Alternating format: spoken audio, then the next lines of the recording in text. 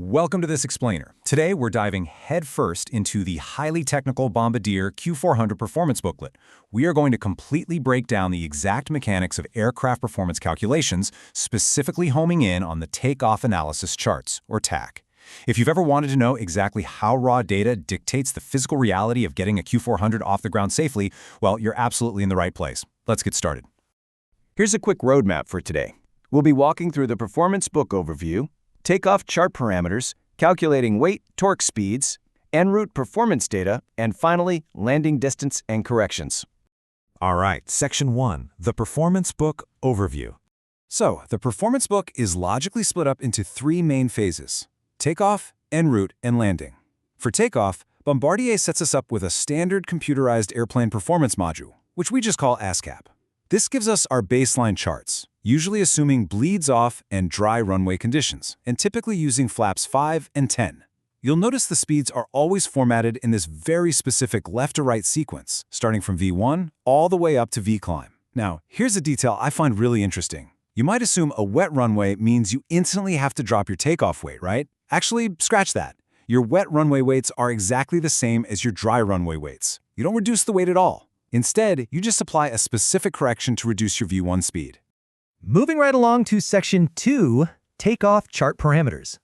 You know, the manual uses these really specific single-character codes to instantly communicate our weight limits. And it's basically like a giant puzzle where the most restrictive piece wins.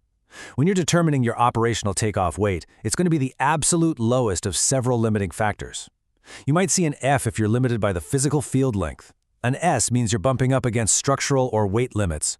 A T pops up for tire speed or max brake energy limits, and an asterisk means an actual obstacle in your flight path is the restricting factor. The absolute lowest weight among any of these codes becomes your strict maximum allowance, assuming standard baselines like an 800-foot level-off height. Now, we all love a reduced power takeoff, or RTOP, right? It saves some serious wear and tear on the engines. But RTOP is completely off the table under certain conditions. For instance, if it's the very first flight of the day, or if your runway is shorter than 1,500 meters, you have to use normal power.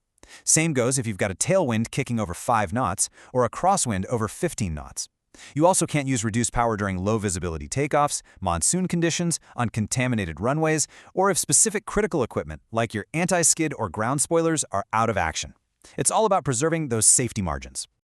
Okay, Section 3. Calculating weight, torque, speeds. This is the real meat of it. We are now entering the most critical part of this explainer, a strict, step-by-step masterclass on calculating exactly what our Q400 needs to get off the ground safely.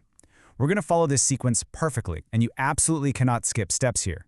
Step 1. Begin by physically locating and opening the specific chart for your corresponding airfield and runway. The easiest way to remember this is OAR. Open, airfield, runway. That guarantees you're looking at the exact right data for where your Q400 is actually sitting. Step 2. Once you're on that specific page, you need to find the performance limited weight. You do this by finding the current outside air temperature and tracing your finger over to intersect it with your specific wind component. To lock this in your mind forever, just think of finding the POW, performance, OAT, and wind. This grounds your baseline weight limit in absolute reality. Step 3 is all about your atmospheric correction. If the atmospheric pressure, the QNH, is below 1013.2 hectopascals, you actually have to subtract a QNH correction penalty to find your final operational takeoff weight, or OTO. And remember, this adjusted weight can literally never exceed the maximum takeoff weight of 29,257 kilograms. The trick to remembering this is simple: low pressure, lower weight. Once you have this final OTO, you hand it straight over to the load and trim staff. Step 4. With your limit clearly established, you now have to verify that your actual takeoff weight, the ATOW, is less than or equal to your operational takeoff weight. If you are even a fraction too heavy, you simply have to reduce your actual weight until it fits. This is a hard limit, guys. The golden rule here is ATOW must bow to OTOW. Step 5 brings us to the power settings. If you are doing a normal takeoff power departure and NTOP takeoff, you just find the torque setting that corresponds directly to the reported outside air temperature. Think of it as normal temperature output power, to remember that NTOP links straight to the raw OAT. But what if you are cleared for reduced power? That's step 6. For an RTO takeoff, you can't just use your raw weight. You must find the torque corresponding to your corrected actual takeoff weight, or CATOW. You calculate this by taking your actual weight and adding that QNH correction back in. You check this CATOW, or the next higher weight in your wind column, to find your exact torque setting. Just remember, RTO needs the CAT.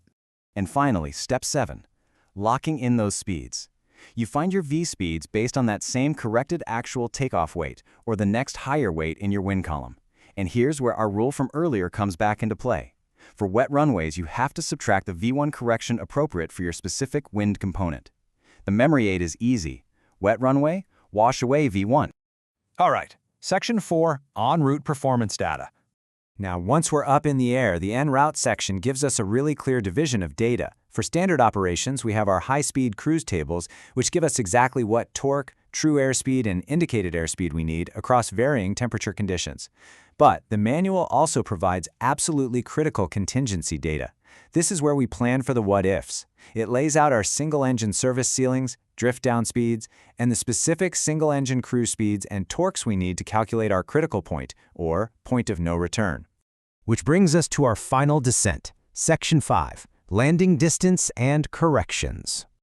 This section outlines the final pieces of the puzzle, your approach, reference, and go-around speeds. But crucially, it doesn't just give you speed targets. It provides the actual landing distance and approach climb gradients, assuming maximum landing weight conditions. It forces you to be mathematically prepared for the worst-case scenario. Take a look at how weather impacts our landing limits in this unfactored landing distance correction table for tailwinds. Notice how a 5-knot tailwind adds an 80-meter penalty to your landing distance with flaps 10. But look what happens at 10 knots. It nearly doubles that penalty to 150 meters. Even more wildly, look at the 15-knot column. For flaps 10 and 15, it literally just says not applicable. That means you are completely prohibited from landing with those flap settings under a 15-knot tailwind. You have no choice but to use flaps 35. So looking at all these charts, these hard limits, and perfectly sequenced steps, it really leaves you wondering, doesn't it? If a simple calculation error early on could alter your V1 speed or your operational weight limit, it becomes clear just how deeply this rigid, systematic translation of data into physical action is the true foundation of aviation safety. Every subtraction for low pressure, every single check of the wind column, and every V1 speed adjustment is there for one reason: to ensure the Q400 performs exactly as expected when it matters most, protecting every single soul on board. Thanks so much for joining me on this explainer, and I hope this provided you with a clear, structured view into the absolute precision of flight performance. See you next time.